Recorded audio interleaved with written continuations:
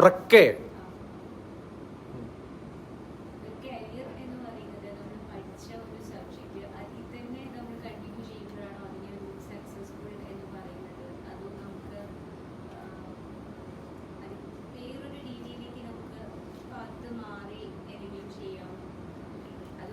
പഠിച്ചത് തന്നെ ചെയ്യുന്നത്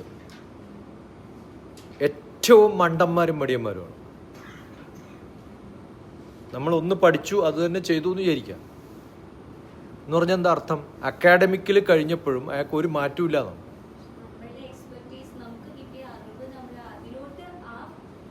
ഞാൻ പറഞ്ഞു തീർക്കട്ടെ. ഇപ്പോൾ ഒരാൾ MBBS ആവാൻ പഠിക്കുന്നു. ഏത് കാലത്ത് അയാൾ MBBS ആവാൻ തീരുമാനിക്കുന്നത്? 10ാം ക്ലാസ്സിലോ 12ാം ക്ലാസ്സിലോ.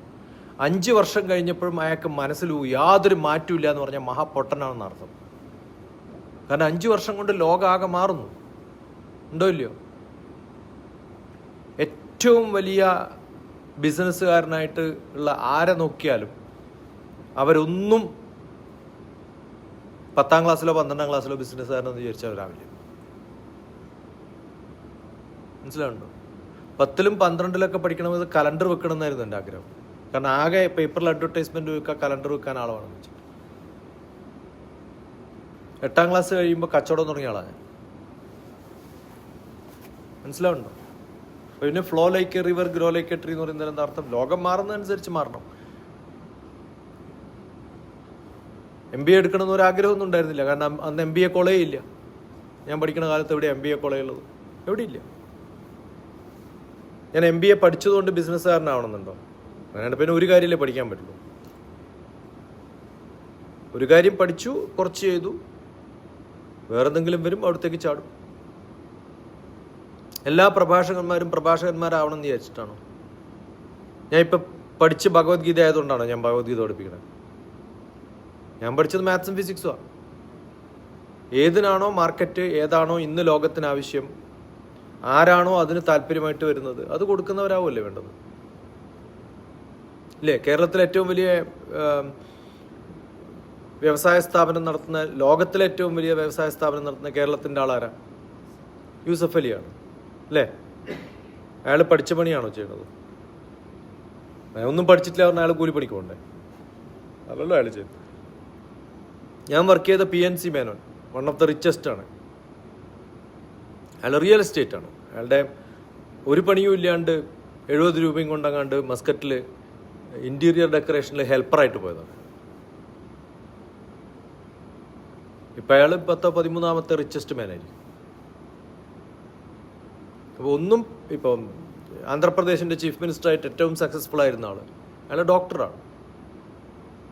അയാൾ MBBS ഡോക്ടർ ആയതുകൊണ്ട് ഞാൻ ചികിത്സിക്കുകയുള്ളൂ എന്ന് പറഞ്ഞാൽ അയാൾ എപ്പോഴെങ്കിലും ചീഫ് മിനിസ്റ്റർ ആവുമോ? ആരെങ്കിലും ചീഫ് മിനിസ്റ്റർ ആവാൻ വേണ്ടിയിട്ട് ജനിച്ചിട്ടുണ്ടോ? മോദി ചായ വിൽക്കുന്ന ആളായിരുന്നു. അതാണ് ഞാൻ പഠിച്ചത്. ഞാൻ ചായ വിൽക്കുകയുള്ളൂ എന്ന് വിചാരിച്ചാൽ അയാൾ പ്രൈം മിനിസ്റ്റർ ആവുമോ? പറയൂ. വിദ്യാഭ്യാസം എന്ന് പറയുന്നത്, ഹയർ എഡ്യൂക്കേഷൻ എന്ന് പറയുന്നത് BA BSc B.Ed BCom BTech എന്നൊക്കെ പറഞ്ഞ് പിള്ളേർ അടച്ചിടുന്നത്. ഇപ്പം 10ാം ക്ലാസ് കഴിഞ്ഞ കുട്ടി എല്ലാവരും കൃത്യമായിട്ട് 10ാം ക്ലാസ്സിലെ നോളജ് ഉള്ളത് കൊണ്ടാണോ അവരെ 12ലേക്ക് പറഞ്ഞേക്കുന്നത്? തോന്നുന്നുണ്ടോ നിങ്ങൾക്ക്? ശരിക്കും ടഫായിട്ടൊരു എക്സാം നടത്തി എത്ര പേര് പാസ്സാവും? പറയൂ, വാ തുറന്ന് പറയും. അല്ലേ? എന്തുകൊണ്ടാണ് എല്ലാവരെയും പാസ്സാക്കിയിട്ട് 11ലും 12ലും പറഞ്ഞേക്കണേ? അങ്ങനെ എല്ലാവരെയും തോപ്പിച്ചിരുന്നെങ്കിൽ, അവരൊക്കെ ഈ സിറ്റിയിൽ അങ്ങോട്ടും ഇങ്ങോട്ടും നടന്നിട്ടുണ്ടെങ്കിൽ ഇന്ത്യ കലാപഭൂമിയാവാൻ അധിക സമയമൊന്നും വേണ്ടി വരില്ല. ഞാൻ ഈ വിദ്യാഭ്യാസത്തൊക്കെ വിളിക്കാറുള്ളത് സോഫ്റ്റ് ജയിൽ എന്നാണ്. പിള്ളേരെ അടച്ചു പൂട്ടിയിട്ട് കുറേ ടീച്ചർമാരെ വാർഡനാക്കിയിട്ട് അവിടെ ഇടും. എന്നാൽ അവർ പുറത്ത് ലഹളയില്ലാണ്ടിരിക്കാൻ വേണ്ടിയിട്ട്. അവരൊന്നും പഠിപ്പിച്ചില്ലെങ്കിലും ഗവൺമെൻറ്റിന് വലിയ കുഴപ്പമൊന്നുമില്ല. അല്ലെങ്കിൽ ഗവൺമെൻറ് സ്ട്രിക്റ്റ് ആയിട്ട് എക്സാം നടത്തി എല്ലാ ടീച്ചർമാരെയും പുറത്താക്കിയാണ്. ഏറ്റവും നല്ല വിദ്യാഭ്യാസത്തിൽ നല്ല ടീച്ചർമാരാവണമെങ്കിൽ എന്ത് വേണമെന്നറിയോ? ഞാൻ 10ാം ക്ലാസ്സിൽ സോഷ്യൽ സയൻസാണ് പഠിപ്പിക്കണമെന്ന് വിചാരിക്കാം. ആ പഠിപ്പിക്കണ വർഷം ഞാൻ അതേ സിലബസിൽ എക്സാം എഴുതി പാസ്സാവുന്നുണ്ടോ നോക്കാം. പകുതിയിലധികം ടീച്ചർമാരും തോക്കും. ഞാൻ പറയാം, അവർക്ക് ബുക്ക് നോക്കിയിട്ട് മാത്സ് പഠിപ്പിക്കാൻ അറിയാമെന്നല്ലാതെ ആ ബുക്ക് അടച്ചു വെച്ചാൽ ആ മാത്സ് അവർക്ക് ചെയ്യാൻ പറ്റില്ല എന്ന് പലരെയും എനിക്കറിയുന്നവരുണ്ട്. അവർ പഠിപ്പിക്കുന്ന ഇംഗ്ലീഷിൽ അവർക്ക് തന്നെ ഒരു എക്സാം ഇട്ടാൽ ചിലപ്പോൾ അവർ തോറ്റുപോകും. ചൈനയിൽ കണ്ടിന്യൂസ് പെർമനന്റ് ജോലി എന്ന് പറഞ്ഞൊരു ജോലി കൊടുക്കാറില്ല. എല്ലാ വർഷവും എക്സാം എഴുതി പാസ്സായാലാണ് അവരെ ടീച്ചർമാരാക്കുക. ടീച്ചർമാർക്ക് മാത്രമുള്ള നിർബന്ധമാണ്. മനസ്സിലായോ? കാർപ്പൻ്റർ ആവുന്നത് കാർപ്പൻ്ററി പഠിച്ച് ഐ ടി ഐയിൽ പോയിട്ടൊന്നും അല്ലല്ലോ. ആണോ? അല്ല. ബിടെക് കഴിഞ്ഞിട്ട് തോറ്റതാണ്. ഫേക്ക് സർട്ടിഫിക്കറ്റ് ഒക്കെ ഉണ്ടാക്കിയിട്ട് ബിടെക് എന്നുള്ളൊരു അയാൾ കുറച്ചു കാലം വർക്ക് ചെയ്തു. അപ്പോൾ അയാൾക്ക് മനസ്സിലായി, അയാൾക്ക് കാര്യങ്ങളൊക്കെ ചെയ്യാനൊക്കെ അറിയാം, പക്ഷേ സർട്ടിഫിക്കറ്റ് കിട്ടില്ല, തോറ്റുപോയി. ഫേക്ക് സർട്ടിഫിക്കറ്റ് ഒക്കെ ഉണ്ടാക്കിയിട്ട് ജോലി കിട്ടിയിട്ടുള്ള ആളെ എനിക്കറിയാം. അയാൾ എനിക്കറിയുന്നത് ആ കമ്പനി ജോലി ചെയ്യുന്നുണ്ടല്ലോ, അയാൾ നല്ലൊരു സ്കൂൾ നടത്തുന്നുണ്ട്. അയാൾ ബിടെക് ആണ്, പ്രോഗ്രാമിംഗ് ഒക്കെ ചെയ്തു, നല്ല ജോലിയൊക്കെ ഉണ്ടായിരുന്നു. പക്ഷെ അതൊക്കെ വിട്ടിട്ട് അയാൾ സ്കൂൾ തുടങ്ങി. അങ്ങനെ കുറേ പേര് വ്യത്യസ്തമായിട്ടുള്ള സംഭവങ്ങൾ ചെയ്തിട്ടുണ്ട്. ഇപ്പോൾ സയൻറ്റിസ്റ്റായിട്ട് അങ്ങേയറ്റത്തെത്തി ചെയർമാനായി ഇസ്രോ. അത് കഴിഞ്ഞ് അയാൾ ചെയ്യുന്ന പണി എന്താ? മെമ്പർ ഓഫ് പാർലമെൻ്റായി. ആണോ അല്ലയോ? അയാൾ പഠിച്ച പണിയാണോ മെമ്പർ ഓഫ് പാർലമെൻ്റ് ആവാൻ? അല്ല. അത് കഴിഞ്ഞ് വേറെ റെസ്പോൺസിബിലിറ്റി കൊടുക്കുന്നു, അത് ഏറ്റെടുക്കുന്നു. നല്ല പാട്ടുകാരുണ്ട്, എനിക്കറിയാം. അവർ സയൻസിൽ നല്ല ടീച്ചർമാരായിട്ട് സ്ഥലത്ത് വർക്ക് ചെയ്യുന്നവർ റിസൈൻ ചെയ്തിട്ട് ഫുൾ ടൈം പാട്ടുകാരനായിട്ട് പോയിട്ടുണ്ട്. അയാൾ പാട്ട് പഠിച്ചതാണോ അബദ്ധം, അല്ല സയൻസ് പഠിച്ചതാണോ അബദ്ധം? മനസ്സിലാവുണ്ടോ? സുവോളജി പഠിച്ചതുകൊണ്ട് ഞാൻ എല്ലാ സുവോളജി മാത്രമേ ചെയ്യുള്ളൂ എന്ന് പറയാൻ പറ്റുമോ? അയാൾ അടുക്കളയിൽ വെജിറ്റബിളും കട്ട് ചെയ്യണ്ടേ? മീൻ മാത്രം കട്ട് ചെയ്താൽ മതിയോ? സുവോളജി ആയതുകൊണ്ട് മൃഗത്തെ മാത്രമേ കട്ട് ചെയ്യുള്ളൂ, ശവത്തെ മാത്രമേ കട്ട് ചെയ്യുള്ളൂ എന്ന് പറയാൻ പറ്റുമോ? ഞാൻ ബോട്ടണി പഠിച്ചതുകൊണ്ട് വെജിറ്റബിൾ മാത്രമേ കട്ട് ചെയ്യുള്ളൂ, ഫിഷ് കട്ട് ചെയ്യില്ല എന്ന് പറയാൻ പറ്റുമോ? നമുക്ക് എന്താണോ ചെയ്യാൻ ഇഷ്ടം, ആ ഇഷ്ടമുള്ളത് ചിലപ്പോൾ ചെയ്യാൻ എനിക്ക് ജോലി എൻ്റെ സ്റ്റാറ്റസിന് ചിലപ്പോൾ പറ്റിയില്ല എന്ന് നോക്കും. എനിക്ക് ഡ്രൈവിങ് ഇഷ്ടമാണ്, നാളെ മുതൽ ഡ്രൈവർ ആവാൻ പോകാൻ എനിക്ക് പറ്റില്ല. കാരണം ഡ്രൈവിങ് ഇഷ്ടമാണെന്നുള്ളത് ഫുൾ ടൈം 8 മണിക്കൂർ ഡ്രൈവ് ചെയ്യാനും ആരെങ്കിലും വരുമ്പോൾ ഡോറ് തുറന്നു കൊടുക്കാനും അത് വെയിറ്റ് ചെയ്യാനും ഒന്നും അല്ല എൻ്റെ പണി. ഡ്രൈവിങ് ഇഷ്ടമാണെന്ന് എനിക്ക് പറയാൻ പറ്റുള്ളൂ. മനസ്സിലാവുണ്ടോ? അപ്പോൾ അത് ജോലി ആവണമെന്നില്ല. ഇഷ്ടം വേറെയും ജോലി വേറെയും. പഠിച്ചത് വേറെയും. ഞാൻ ഡ്രൈവിങ് പഠിച്ചുകൊണ്ട് ഡ്രൈവർ ആവണമെന്നുണ്ടോ? ഇല്ലല്ലോ. നമ്മുടെ അടുത്ത് മാത്രമേ ഉള്ളൂ ഈ ഒരു പ്രശ്നങ്ങളൊക്കെ. പിന്നെ യൂറോപ്പിലൊക്കെ, അല്ലെങ്കിൽ യൂറോപ്യൻ രാജ്യങ്ങളിൽ, അമേരിക്ക അടക്കം, ഒരാൾ വളരെ ചീഫ് മാനേജറോ ഹൈ പൊസിഷനുള്ള എഞ്ചിനീയർ ആയിട്ടുള്ള ഒരാൾ എനിക്കറിയാം. അയാളുടെ മകൻ ചെയ്യുന്നത് ഡ്രൈവറാണ്, ട്രക്ക് ഡ്രൈവറാണ്. നമ്മുടെ നാട്ടിലൊക്കെ വലിയ പ്രശ്നമാണത്. ആണോ അല്ലയോ? ഒരാൾ ഒരു പ്രാവശ്യം വിദ്യാഭ്യാസം എടുത്തിട്ട് ഗവൺമെൻറ് ജോലി കിട്ടിയ ആളുടെ മക്കൾക്കൊക്കെ എന്ത് വേണം? നല്ല ജോലിയൊന്നും ഇല്ലെങ്കിൽ അത് ചെയ്യില്ല എന്നുള്ള അവസ്ഥയാണ്. വലിയ പ്രശ്നമാണ്. അപ്പോൾ എന്താണോ നമുക്കുള്ള ജോലി, എന്താണോ നമുക്കിഷ്ടം. എൻ്റെ കസിൻ രജിസ്ട്രാർ ആയിരുന്നു യൂണിവേഴ്സിറ്റിയുടെ, ബോട്ടണിയിലാണ് PhD. ഞാനും അവൻ ഒരേ പ്രായമാണ്. ഇപ്പം എന്താ ചെയ്യണമെന്ന് വെച്ചാൽ കൃഷിയാണ് ഫുൾ ടൈം.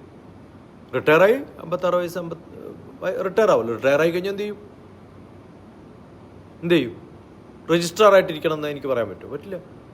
പഠിപ്പിക്കാൻ പറ്റുമോ? ഇല്ല. കാരണം എന്താ? കുറേ വർഷമായിട്ട് ആ പണി ചെയ്യുന്നില്ല, അഡ്മിനിസ്ട്രേഷനാണ് ചെയ്യുന്നത്.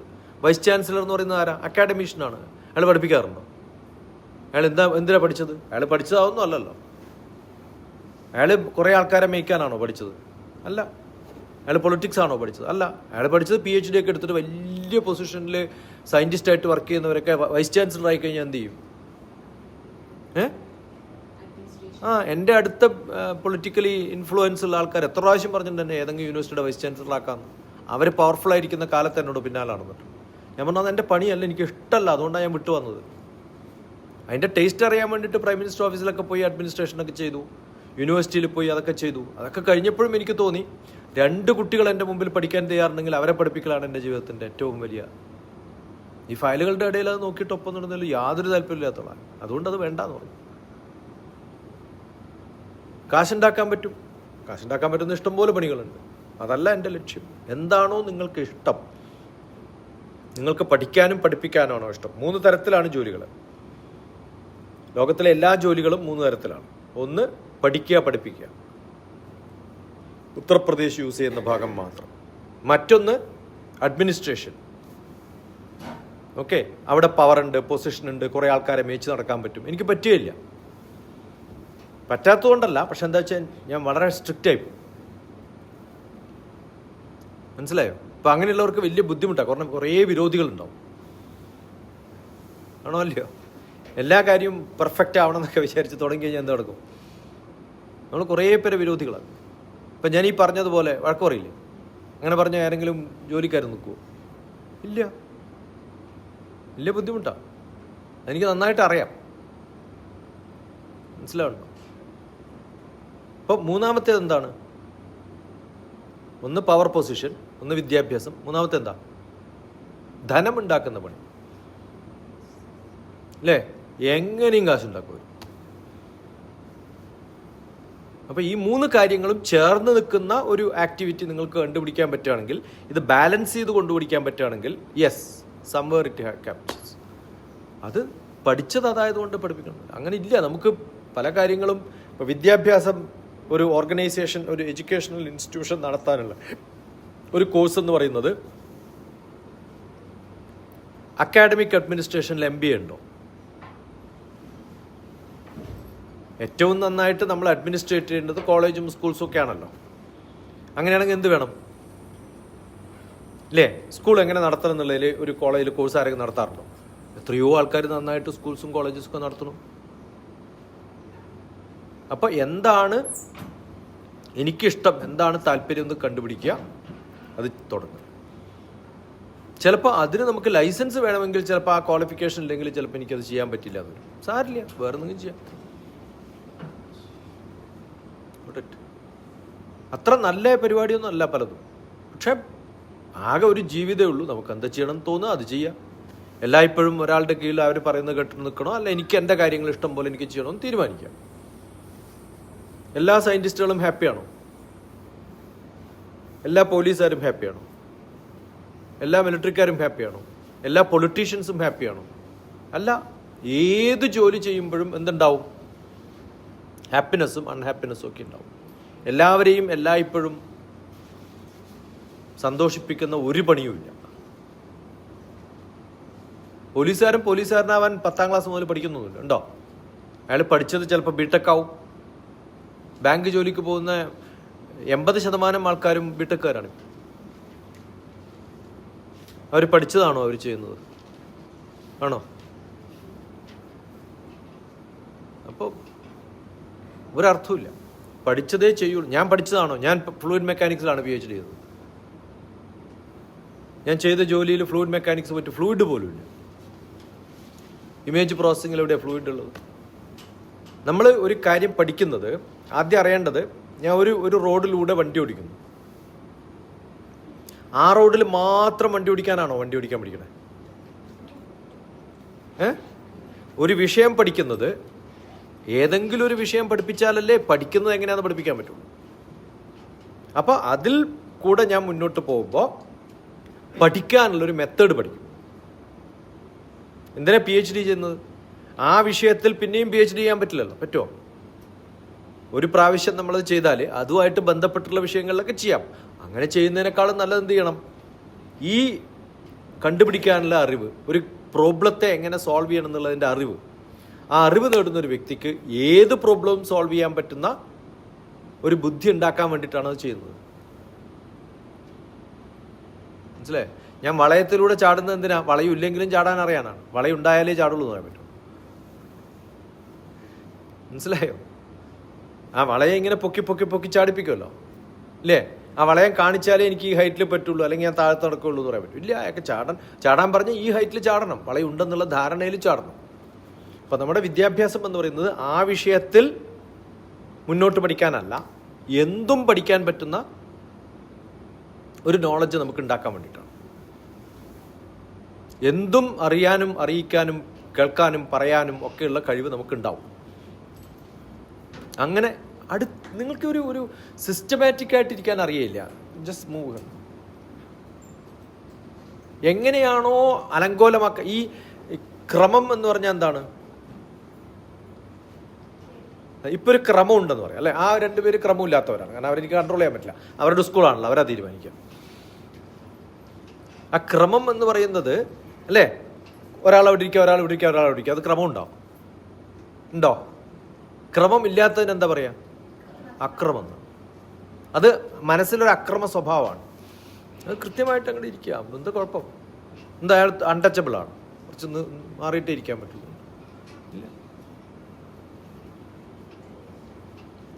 അപ്പൊ ജീവിതത്തിൽ നമുക്ക് വേണ്ടത് ഇത് പഠിച്ചതാണോ എന്ന് ചോദിച്ചു കഴിഞ്ഞാൽ ഇത് ക്ലാസ്സിൽ പഠിപ്പിച്ചിട്ടുണ്ടോ? ഇല്ല. അതുകൊണ്ടാണ് അവരിങ്ങനെയാവുന്നത്. ഇവിടെ ഒരു പ്രോഗ്രാം നടക്കുമ്പോൾ എത്ര ടീച്ചർമാർ ഇവിടെ വന്നിട്ട് പ്രിൻസിപ്പളും ഒക്കെ പറയുന്നുണ്ട് ഇവിടെ മാറിയിരിക്കും, അവരൊരു കൊല്ലം അപ്പോഴും അങ്ങോട്ട് പോകും. എന്താ കാരണം? സ്ട്രിക്റ്റ് ആയിട്ട് പറഞ്ഞിട്ടില്ല. ഇങ്ങനെ പറഞ്ഞേക്കൊക്കെ അത് ഒരു പ്രാവശ്യം ഞാൻ ഗുണ്ടൂർ പോയ സമയത്ത് ചോദ്യം ചോദിക്കുമെന്ന് പറഞ്ഞു. ആർക്കും ചോദിക്കാനില്ല. ഞാൻ 2 മിനിറ്റ് കഴിഞ്ഞിട്ട് ചോദിച്ചില്ലെങ്കിൽ ഞാൻ പോകുന്നു പറഞ്ഞു. ഒരാളും ചോദിച്ചില്ല, ഒരു കുട്ടി മാത്രം ചോദിച്ചു. അവനെ ബാക്കി എല്ലാവരും കേട്ടോട്ടെ. ആ ഒറ്റ കുട്ടിക്ക് ഞാൻ ക്ലാസ് എടുക്കും. 18 മണിക്കൂർ യാത്ര ചെയ്തിട്ട് പോയതാണ്. നിങ്ങൾക്കൊന്നും അറിയാനില്ല, പിന്നെ ഞാനെന്തിനാ പറയണേ? എന്തുകൊണ്ടാണ് ഇത് ചോദിക്കാത്തത്? എന്തുകൊണ്ടാ? ടീച്ചർമാരെല്ലാവരോടും മിണ്ടായിരിക്കണം. കീപ് ക്വയറ്റ്, ഡോണ്ട് ആസ്ക് എന്നാണ് പറയുക. ഇവിടുത്തെ ടീച്ചറുടെ കാര്യമല്ല പറഞ്ഞത്, എല്ലായിടത്തും അങ്ങനെയാണ്. ഇത് വായിൽ കയറ്റും, ഇങ്ങനെ പിടിച്ചു. മുഖം കാണിക്കാനുള്ളൊരു മടിയാണ് കാണിക്കുന്നത്. എന്താ ഇങ്ങനെ പിടിച്ചാൽ എന്താ അർത്ഥം? എനിക്ക് എൻ്റെ വായ കാണിക്കാൻ പറ്റില്ല എന്നർത്ഥം. ആൾക്കാണെങ്കിലോ പേന ഇങ്ങനെ അടിച്ചുകൊണ്ടിരിക്കാനേ പറ്റുള്ളൂ. ഇന്നലെ എത്ര സമയം നോക്കിയെന്നറിയോ? എന്താ കാരണം? You are not giving instructions. ഒരു പ്രാവശ്യം പറഞ്ഞാൽ അത് കേട്ടില്ലെങ്കിൽ അത് നിർബന്ധമായിട്ടും വേണം. എന്തുകൊണ്ടാണ് മിലിറ്ററിക്കാർ വളരെ സ്ട്രിക്റ്റ് നടക്കുമ്പോൾ തന്നെ വളരെ സ്ട്രെയിറ്റ് ആയിട്ട് നടക്കുന്നത്? ഡിസിപ്ലിൻ ഉണ്ടാക്കിയെടുത്തതുകൊണ്ടാണ്. ആ ഡിസിപ്ലിൻ നമ്മൾ ഉണ്ടാക്കിയെടുക്കണം. ഓരോ സ്ഥലത്തും വേണം, എല്ലായിടത്തും വേണം എന്നല്ല. വീട്ടിലെങ്ങനെ വേണമെങ്കിലും നിലത്ത് കിടന്നിട്ട് കാല് ടേബിളിൻ്റെ മുകളിൽ വെച്ചിട്ട് കിടന്നോളൂ, നോ പ്രോബ്ലം. പക്ഷെ ഇവിടെ ഇരിക്കുമ്പോൾ എങ്ങനെ ഇരിക്കണം? ഇല്ലേ? ഒരു ക്രമമുണ്ട് അതിന്. ഓരോ സ്ഥലത്തും ബിഹേവ് ചെയ്യാനുള്ള ഒരു ക്രമമുണ്ട്. അത് കൃത്യമായിട്ടും വേണം. അപ്പം ഇതൊന്നും നമ്മൾ പഠിച്ചതേ ചെയ്യുള്ളൂ എന്നല്ല. എവിടെയെങ്കിലൊക്കെ ഒരു കേട്ടു അത് നന്മയാണ് എന്നറിഞ്ഞാൽ പുതിയൊരു പരിപാടി വരുമ്പോൾ നമ്മളത് തുടങ്ങും. ഇപ്പം എന്തുകൊണ്ടാണ് കേരളത്തിൽ എല്ലായിടത്തും ഇന്നിപ്പോൾ നമ്മൾ താമസിക്കുന്ന നല്ല ഹോട്ടലാണ്. അപ്പം ഞാനിങ്ങനെ ആലോചിച്ചു, എന്തുകൊണ്ടാണ് ഇവിടെയൊക്കെ ഹോട്ടൽ ഉണ്ടാവുന്നത്? എന്താ കാരണം? എല്ലാ മുക്കിലും മൂലയിലും വില്ലേജിലും ഒക്കെ 3 സ്റ്റാർ 4 സ്റ്റാർ മിനിമം 2 സ്റ്റാർ എങ്കിലും ഹോട്ടലുണ്ട് ഇപ്പം കേരളത്തിൽ. എന്താ കാരണം പറ? ഒരാളും ടൂർ പോകുന്നതുകൊണ്ടൊന്നുമല്ല. അവിടെ ഒരാളും ഇല്ല, ഞാനേ ഉള്ളൂ ആകെ ഒക്യുപ്പൻസ്. അതുകൊണ്ടൊന്നുമല്ല. ഹോട്ടൽ എന്ന് പറഞ്ഞാൽ താമസിക്കാനുള്ള സ്റ്റേ ഉള്ള പിന്നെ അക്കമഡേഷൻ. എന്തുകൊണ്ടാണ്? കുറേ നല്ല ഗ്രാൻഡ് ഹോട്ടലുകൾ കേരളത്തിലെ മുക്കിലും മൂലക്കൊക്കെ നിങ്ങൾക്ക് കാണാം. ഈ ഭാഗത്ത് മാത്രം നോക്കിയാൽ 10 കിലോമീറ്ററിൽ 5 ഹോട്ടലുണ്ട് നല്ല. എന്താ കാരണം എന്നറിയും? ഗവൺമെൻറ് ഒരു തീരുമാനം ഉണ്ടാക്കി, ഇത്തരം ഹോട്ടലുകൾ നടത്തിയാൽ ബാർ തുടങ്ങാം. ബാർ ലൈസൻസ് വേണമെങ്കിൽ എന്ത് വേണം? അയാൾക്ക് ഹോട്ടൽ നടത്താനുള്ള താല്പര്യം കൊണ്ടാന്ന് തോന്നുന്നുണ്ടോ നിങ്ങൾക്ക്? ആണോ? ഹോട്ടൽ നടത്താനുള്ള താല്പര്യം കൊണ്ടൊന്നുമല്ല. ഹോട്ടൽ ഉണ്ടെങ്കിൽ എന്ത് തുടങ്ങാം? ബാർ ലൈസൻസ് കിട്ടും. ഇനി ബാർ ലൈസൻസ് കിട്ടണമെങ്കിൽ, ഹോട്ടൽ നടത്തണമെങ്കിൽ ഞാൻ ഇന്ന പാർട്ടിയിലാവണം. അവരാ പാർട്ടിയോട് താല്പര്യമുള്ളതുകൊണ്ടാണോ? അല്ല. എനിക്ക് തൽക്കാലം അത് കിട്ടണമെങ്കിൽ ഇത് വേണം എന്ന് വിചാരിച്ചാൽ അതിലങ്ങോട്ട് ചേരും. അവരുടെ ആഗ്രഹം എന്താണ്? കാശുണ്ടാക്കുക എന്നുള്ളതാണ്. പിന്നെ ഇനി കുറേ ഹോട്ടലുകളും ബാറുകളും ഇങ്ങനെയൊക്കെ ഉണ്ട്, കുറേ അക്കമഡേഷൻ. നമ്മൾ പച്ചക്കറി മേടിക്കുന്നതിന് ബില്ല് സബ്മിറ്റ് ചെയ്യേണ്ട കാര്യമില്ല, ടാക്സ് ഇല്ല, ഉണ്ടോ? അപ്പോൾ കുറേ ആൾക്കാർക്ക് ഭക്ഷണം കൊടുത്തു എന്ന് എല്ലാ ദിവസവും നമ്മൾ ഹോട്ടലിൽ ബില്ല് എഴുതിയെന്ന് വിചാരിക്കും. എനിക്ക് എത്ര ബ്ലാക്ക് മണി ഉണ്ടോ അതൊക്കെ വൈറ്റ് ആക്കി മാറ്റാൻ പറ്റും. അതിൻ്റെ ടാക്സ് അടക്കുകയേ ഉള്ളൂ. ഇപ്പോൾ കുറേ ബ്ലാക്ക് മണി ഉണ്ടെങ്കിൽ വൈറ്റ് ആക്കാൻ പറ്റിയിട്ടുള്ള ഏറ്റവും നല്ല മാർഗം എന്താണെന്ന് അറിയാം? ഹോട്ടൽ ബിസിനസ്സാണ്. കാരണം അവിടെ എത്ര ആൾ ഭക്ഷണം കഴിച്ചു എന്ന് ആരെങ്കിലും എണ്ണാറുണ്ടോ? ഇല്ല. ഈ സിനിമാ തിയേറ്ററൊക്കെ അങ്ങനെയാണ്. എന്തിനാ സിനിമാ തിയേറ്ററൊക്കെ പലരും തുടങ്ങുന്നത് അറിയോ? ഇതിനു വേണ്ടിയിട്ടാണ്. റിസോർട്ടുകൾ തുടങ്ങുന്നതിന് വേണ്ടിയിട്ടാണ്.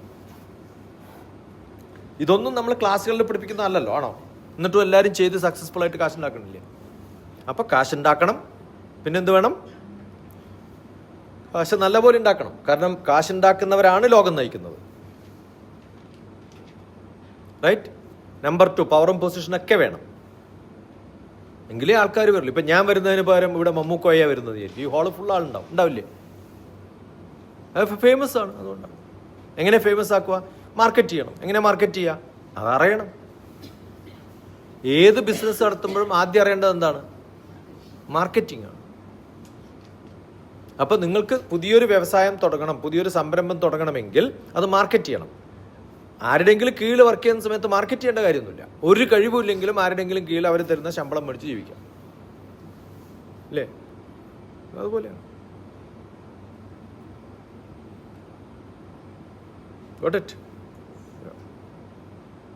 ചോദിക്കും.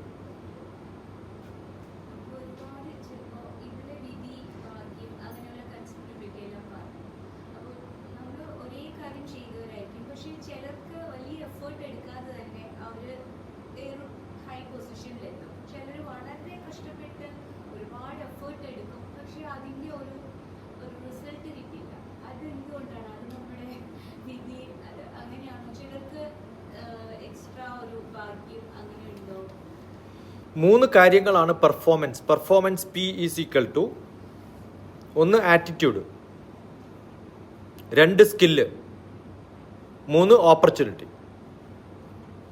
3 കാര്യങ്ങളാണ് നമ്മളെ സക്സസ്ഫുൾ ആക്കുക. ഈ നമ്മൾ ഒരാൾ അധികം എഫേർട്ട് എടുക്കാതെ സക്സസ്ഫുൾ ആയി എന്ന് പറയുന്നത്, ഇപ്പം ഞാൻ നീന്തുകയാണ്, സ്കില്ലുണ്ട്, എന്തിനുള്ള നീന്താനുള്ള കഴിവ് നല്ല പോലെ ഉണ്ട്. ഞാൻ എഫേർട്ട്ലെസ് ആയിട്ട് നീന്തണമെങ്കിൽ എന്ത് ചെയ്യണം? ഒഴുക്കിനനുസരിച്ച് നീന്തണം. അപ്പോൾ ആ ഓപ്പർച്യൂണിറ്റി, ആ സമയം അവിടെ അത് ചെയ്യുന്നത് കൊണ്ട് അയാൾ രക്ഷപ്പെട്ടു പോകും. ഓരോ കാലഘട്ടത്തിൽ ഓരോ വ്യത്യാസമുണ്ട്. ആ സമയത്തല്ല അയാൾ അവിടെ എത്തുന്നത് എങ്കിലെന്ത് പറ്റും? സക്സസ്ഫുൾ ആവില്ല. ഇനി ഒഴുക്കിനെതിരെ നീന്താൻ ബുദ്ധിമുട്ടാണ്, പക്ഷെ ഒഴുക്കിൻ്റെ കൂടെ നീന്താൻ എളുപ്പം എന്നൊക്കെ പറഞ്ഞ് നല്ല മലവെള്ളമുള്ള സമയത്തോട് ഒഴുകാൻ പോയാൽ എന്ത് പറ്റും? ബാക്കി ഉണ്ടാവില്ലല്ലോ. അപ്പോൾ ഒഴുക്ക് കറക്റ്റായിട്ട് നമ്മളെ സപ്പോർട്ട് ചെയ്താൽ, നമ്മുടെ ഓപ്പർച്യൂണിറ്റീസ് കറക്റ്റായിട്ട്, നമ്മുടെ എൻവിറോൺമെൻറ്റ് കറക്റ്റായിട്ടൊക്കെ ചെയ്യാൻ സാധിച്ചാൽ രക്ഷപ്പെട്ടു. അങ്ങനെ രക്ഷപ്പെട്ട പലരും ഉണ്ടാവും. പക്ഷെ അവരൊക്കെ കുറേ കാലം തീരെ കഴിവില്ലാത്തവരാണ് അങ്ങനെ രക്ഷപ്പെട്ടു പോയി വിചാരിക്കും. പല സിനിമ ആക്ടേഴ്സിനെയും കാണാം, അവർ വളരെ ഹൈ പൊസിഷനിൽ എത്തിയിട്ട് പിന്നെ ഒന്നുമില്ലാണ്ടായിട്ടില്ലേ. അങ്ങനെ സക്സസ് കിട്ടുമ്പോൾ നമുക്കൊരു തോന്നലുണ്ടാവും, ഓ ഇതൊക്കെ വളരെ എളുപ്പമാണ്. എന്നിട്ട് മിണ്ടാണ്ടിരുന്ന എന്ത് ചെയ്യും? കുറച്ച് കഴിഞ്ഞപ്പോൾ സരോജ് കുമാറായിട്ട് മാറും. മനസ്സിലാവുന്നുണ്ടോ? അപ്പോൾ ആ സക്സസ് ഒക്കെ നമ്മൾ വളരെ താൽക്കാലികമായിട്ട് കാണുന്നതാണ്. അങ്ങനെ കുറേ ജീവിതം ഫുൾ അങ്ങനെ ആവുമോ എന്ന് ചോദിച്ചു കഴിഞ്ഞാൽ വലിയ ഉത്തരം നമുക്ക് പറയാൻ പറ്റില്ല. എല്ലാവരും അങ്ങനെ ആവണമെന്നില്ല. നമ്മൾ ഈ ഷോർട്ട് ടേമിലാണ് കാണുന്നത്. അപ്പോൾ ആറ്റിറ്റ്യൂഡ് ഉണ്ടാവണം. ആ ആറ്റിറ്റ്യൂഡ് എവിടെ, എങ്ങനെ, എപ്പോൾ, ആരോട് എന്ത് ചെയ്താലാണ് എനിക്ക് മുന്നോട്ട് പോകാൻ പറ്റുക, എങ്ങനെയാണ് റിലേഷൻഷിപ്പ് ബിൽഡ് ചെയ്യുക. നമുക്ക് കുറച്ച് വിഷമം വരുമ്പോൾ അങ്ങനെയല്ല ചെയ്യേണ്ടത്. നമ്മളെ പറഞ്ഞ് അനുസരിപ്പിക്കാൻ പറ്റുന്ന കുറച്ച് പേരെങ്കിലും നമ്മുടെ കൂടെ ഉണ്ടാവണമെങ്കിൽ നമ്മൾ ആ റിലേഷൻഷിപ്പ് ബിൽഡ് ചെയ്യണം. അപ്പോൾ ഒരു സൊസൈറ്റിയിൽ ഒരു വ്യക്തിക്കൊന്നും ചെയ്യാൻ പറ്റില്ല, ഒരു ഗ്രൂപ്പിനെ ചെയ്യാൻ പറ്റുള്ളൂ. ഒരു വിദ്യാഭ്യാസ സ്ഥാപനമോ ഒരു വലിയ ബിൽഡിങ്ങോ ഒരു വലിയ എന്ത് ബിസിനസ് ആയാലും അതിനകത്ത് കുറേ പേരുടെയൊക്കെ അത് എൻ്റെ ആറ്റിറ്റ്യൂഡ് അനുസരിച്ചിട്ടാണ് എനിക്ക് സപ്പോർട്ടേഴ്സിനെ കിട്ടുക. സക്സസ്ഫുൾ എന്ന് പറയുന്നത് നിങ്ങൾ പറയുന്ന കുറേ കാശുണ്ടാക്കലാണോ, കുറേ പൊസിഷനാണോ, അല്ല കുറേ അറിവ് നേടലാണോ ചോദിച്ചാൽ ഇതെല്ലാം വേണം. പക്ഷേ അൾട്ടിമേറ്റ്ലി വരുന്ന സമയത്ത് എനിക്കൊരു സന്തോഷം ഉണ്ടാവണം. I have done my job, I have done what I am suppose to do. എനിക്ക് ചെയ്യാൻ പറ്റുന്ന കുറേ കാര്യങ്ങൾ എനിക്ക് ചെയ്യാൻ പറ്റില്ല എന്ന് വിചാരിക്കും. ഞാനിപ്പോൾ കുറേ പ്രഭാഷണങ്ങൾ നടത്തുന്നു, കുറച്ച് പേർക്കൊക്കെ അറിയാം, ഒരു കുഴപ്പമില്ലാത്ത സബ്ജക്റ്റുകളെ കുറച്ചൊക്കെ അറിവുണ്ട്. ഇതൊന്നും ഉണ്ടായിരുന്നില്ല എൻ്റെ അമ്മക്കെന്ന് വിചാരിച്ചിട്ട് അമ്മ സക്സസ്ഫുൾ അല്ലാന്ന് പറയാൻ പറ്റില്ല. എനിക്ക് എന്നെ അങ്ങനെ ആക്കിയതിൽ മനസ്സിലാവുണ്ടോ? എനിക്ക് ചെയ്യാൻ പറ്റിയില്ലെങ്കിൽ നമ്മൾ എന്ത് ചെയ്യണം? അതുകൊണ്ടാണ് നമ്മൾ പറയുന്നത് ഞാൻ പാതി ദൈവം പാതി. എന്താ ദൈവം എന്ന് പറഞ്ഞ അർത്ഥം? ഭഗവാനല്ല, ഈശ്വരനല്ല. അങ്ങനെയാണെങ്കിൽ എവിടെയെങ്കിലും ഏതെങ്കിലും കേരളത്തിന്റെ ഭാഗത്ത് ഞാൻ പാതി ഈശ്വരൻ പാതി എന്ന് പറയാറുണ്ടോ? ദൈവം എന്നുള്ളതിന് കുറേ വാക്കുകളില്ലേ, ഇല്ലേ? ഭഗവാനുണ്ട്, ഈശ്വരനുണ്ട്, പടച്ചോൻ എന്നൊക്കെ ഉണ്ട്. എന്നാൽ ഞാൻ പാതി പടച്ചോൻ പാതി എന്ന് എവിടെയെങ്കിലും പറയും? ഇല്ല, ഞാൻ പാതി ദൈവം പാതി എന്നേ പറയുള്ളൂ. എന്താ ദൈവം എന്ന് പറഞ്ഞ അർത്ഥം? എൻ്റെ മുൻകാല പാരമ്പര്യത്തിൽ എൻ്റെ പിതാമഹന്മാർ എനിക്ക് തന്നിട്ടുള്ള എന്തെങ്കിലുമൊക്കെ ഉണ്ടെങ്കിൽ അതിൻ്റെ പേരാണ് ദൈവം. അപ്പം ഞാൻ എന്ന ഒരു വ്യക്തിക്ക് ഒരു ഐഡൻറ്റിറ്റി ഉണ്ടാവണമെങ്കിൽ അതിനാരുണ്ടാവണം? എൻ്റെ പാരൻസ് ഉണ്ടാവണം. അപ്പം ഞാൻ നല്ല റിച്ച് ആയിട്ടുള്ളൊരു വ്യക്തിയാണെന്ന് വിചാരിക്കാം, കുറേ പേർക്ക് സഹായം ചെയ്യുള്ളൂ. ഇതൊക്കെ ചെയ്യുമ്പോഴും എൻ്റെ നാട്ടിൽ ചെയ്യുമ്പോൾ എൻ്റെ നാട്ടുകാരെന്ത് പറയുന്നത്? ഇവനാ ഇന്നാളുടെ മോനാ, നമുക്ക് അവനെ പണ്ടേ അറിയില്ല പറയുമല്ലോ, ഇല്ലേ? നമ്മളിൽ നിന്ന് എന്താ എക്സ്പെക്റ്റ് ചെയ്യുക? നമ്മുടെ പാരമ്പര്യത്തിൽ വരുന്നൊരു സംഭവമാണ് എക്സ്പെക്റ്റ് ചെയ്യുക. അപ്പോൾ നമുക്ക് ആൾക്കാർക്ക് കൊടുക്കാൻ പറ്റുന്ന ഒരു ഒരു മഹിമയുണ്ട്. അതാണ് നമുക്ക് കിട്ടുന്നൊരു വലിയൊരു ഭാഗ്യം. അപ്പം ഞാൻ ചെയ്യുന്നതിൽ പലതും സക്സസ് ആവുന്നതും സക്സസ് ആവാത്തതും എൻ്റെ പൂർവികന്മാർ ചിലപ്പോൾ എനിക്ക് തന്നിട്ടുള്ള നന്മയും അവരുടെ ഒരു ഒരു കോൺക്രിറ്റൈസേഷനും ഒക്കെയാണ്. അതുകൊണ്ടാണ് ചിലപ്പോൾ പാരമ്പര്യമായിട്ട് ചിലർ ബിസിനസ് നടത്തുമ്പോൾ നന്നായി പോകുന്നതും സിനിമ നടത്തുമ്പോൾ നന്നായി. പക്ഷെ എല്ലാവരുടെയും മക്കൾ സിനിമ നടത്തി നന്നായിട്ടില്ല. മനസ്സിലായോ? പക്ഷെ അതെന്താ കാരണം? ആ പാതി കിട്ടിയിട്ടുണ്ട്, ഈ പാതി അവർക്ക് ഫില്ല് ചെയ്യാൻ പറ്റിയിട്ടില്ല. ഞാൻ പാതി ദൈവൻ പാതി എന്നാണല്ലോ. അങ്ങനെ ഇപ്പം രാജീവ് ഗാന്ധിൻ്റെ മകൻ പ്രൈം മിനിസ്റ്റർ ആവണ്ടേ? എന്താവാൻ പറ്റാത്തത്?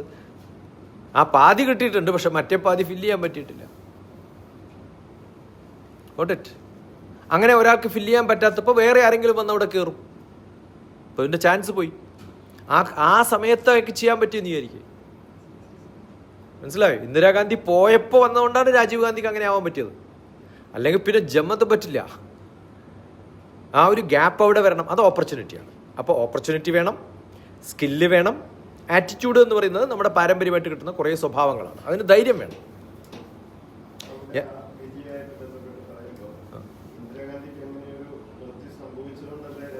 ആണ് ആണ് ആണ് അതുകൊണ്ടാണ് ഞാൻ പറഞ്ഞ ആ ഓപ്പർച്യൂണിറ്റിയെ, നമ്മളൊരു സാഹചര്യത്തെ എങ്ങനെ കണ്ടെത്താൻ പറ്റും?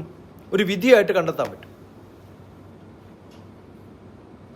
ആ ഓപ്പർച്യൂണിറ്റി സാഹചര്യം എന്ന് പറയുന്നത് വിധിയാണ്. ഞാൻ നല്ല ഒഴുക്കിലൂടെ ഒഴുകാൻ പറ്റുമെന്ന് വിചാരിച്ചിട്ട് നല്ല സ്മൂത്തായിട്ടുള്ള നദിയിൽ അങ്ങനെ ഒഴുകി അങ്ങോട്ട് എത്താമെന്ന് വിചാരിക്കുമ്പോഴാണ് മലവെള്ളം വരുന്നത്. അത് വിധിയാണ്. മനസ്സിലായോ? അപ്പോൾ എന്താണോ നമുക്ക് ഓപ്പർച്യൂണിറ്റി ആയിട്ട് തോന്നുന്നത് അത് നമുക്ക് സപ്പോർട്ടീവ് ആവുമ്പോൾ ഭാഗ്യവും, സപ്പോർട്ടീവ് അല്ലാത്തപ്പോൾ ദൗർഭാഗ്യവുമായിട്ട് മാറും. ഇത് നമ്മുടെ കയ്യിലല്ല. അപ്പോൾ ആരാ സക്സസ്ഫുൾ ആവുന്നത്? ഏതോ ഒരു തരത്തിൽ അയാൾക്ക് ആ സമയത്ത് ചെയ്യാൻ പറ്റിയെന്നുള്ളതാണ്. മനസ്സിലായോ?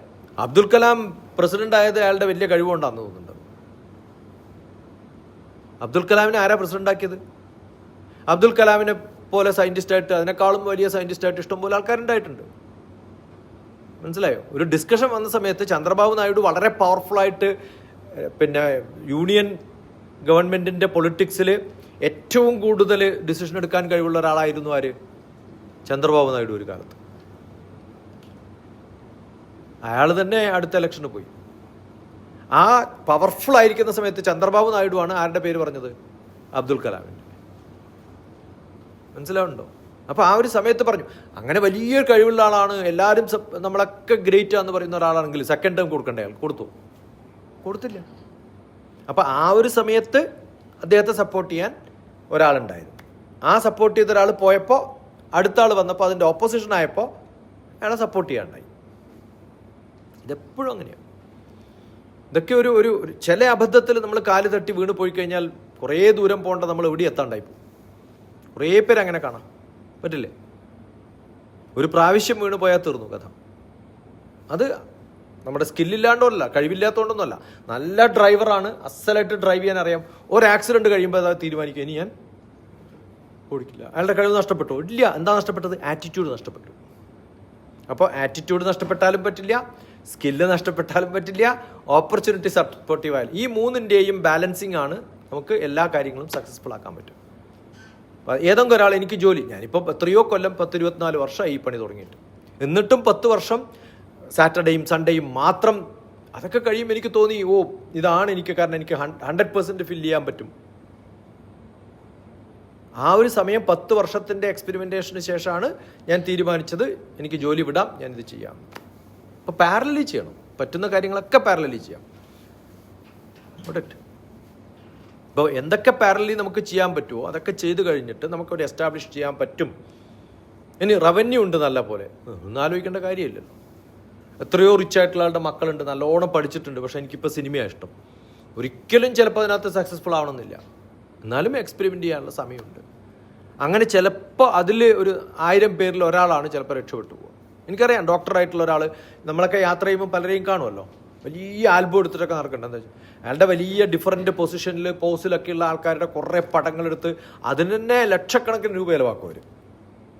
പല സ്ഥലങ്ങളിലും പോയി മല മൂഡിലൊക്കെ ആയി പല ഡയറക്ഷനിലൊക്കെ കുറേ പടം എടുത്ത് കുറേ ആൽബം ഉണ്ടാക്കി 1000-ലധികം പടങ്ങൾ അവനവൻ്റെ വ്യത്യസ്ത ഭാവങ്ങളിൽ, വ്യത്യസ്ത സ്ഥലത്ത്, വ്യത്യസ്ത പൊസിഷനിൽ എടുത്തിട്ടുള്ള ആൽബവും എടുത്തിട്ട് ഡയറക്ടേഴ്സിനെ കാണാൻ പോകുന്ന കുറേ പേരെ ഞാൻ കണ്ടിട്ടുണ്ട്. അവരൊന്നും സെലക്ട് ചെയ്യില്ല, ഏതോ മൂലക്ക് പോകുന്ന ഒരാളെ പിടിച്ച് നേരെ പിന്നെ ആക്ടറായിട്ട് എടുക്കുകയും ചെയ്യും. ഇല്ലേ? മനസ്സിലാവുണ്ടോ? അപ്പോൾ ഈ സ്കില്ലും എഫേർട്ടും ഒക്കെ ആണോ അവരെത്തിക്കുന്നതെന്ന് ചോദിച്ചു കഴിഞ്ഞാൽ എനിക്കറിയില്ല. കുറേ കാശുള്ള ആളുണ്ട്, അവർക്കൊരു സിനിമ ഇറക്കണമെങ്കിൽ ഒരു 200 കോടി വേണമെങ്കിൽ ഡം എന്ന് പറഞ്ഞ് കിട്ടുന്ന ആൾക്കാരുണ്ട്. അയാളുടെ കയ്യിൽ കഥയുണ്ട്, കാശുണ്ട്, പക്ഷെ നടക്കണില്ല പണി. ഇതൊന്നും ഇല്ലാണ്ട് സിനിമ ഉണ്ടാക്കിയിട്ടുള്ള ആളെ എനിക്കറിയാം. അസലായിട്ടുള്ള സിനിമ ഉണ്ടാക്കിയിട്ടുള്ള ആളെ അറിയാം. ദേശക്കാരെന്ന് പറഞ്ഞൊരു സിനിമ ഇറങ്ങിയിട്ടുണ്ട് മലയാളത്തിൽ, അറിയോ? നിങ്ങൾ ആരെങ്കിലും കണ്ടിട്ടുണ്ടോ? ഇല്ല. എന്താ കാണാത്തത്? Beautiful cinema. നിങ്ങൾക്ക് കാണാൻ പറ്റില്ല, കാരണം എല്ലാ തിയേറ്ററുകാരും അയാളെ ബഹിഷ്കരിച്ചു. അത് തിയേറ്ററുകാരെ അതിനെ ഒപ്പോസ് ചെയ്തുകൊണ്ടാണ്. എന്താ കാരണം? അയാൾ പ്രൊഡ്യൂസേഴ്സ് അസോസിയേഷൻ മെമ്പറല്ല, അയാളൊരു സംവിധായകനല്ല, ഒരു ഹോമിയോപ്പതി ഡോക്ടറാണ്. കേരളത്തിൽ ഞങ്ങളുടെ ഭാഗത്തുള്ള തെയ്യത്തിനോടുള്ള താല്പര്യം കൊണ്ട് അയാളൊരു പടം ഇറക്കിയതാണ്. ഞാനൊട്ട് കോണ്ടാക്റ്റിലാണ്.